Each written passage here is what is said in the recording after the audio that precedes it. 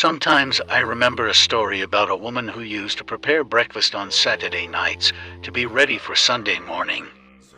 That night, she bought brown bread and placed it on the kitchen table. In the late hours of the night, she could hear someone eating and choking, so she go look. When she looked, there's a slim woman in full black eat the bread. When she looked in the mirror, she saw the bread being eaten, but in a real life, the bread wasn't touched.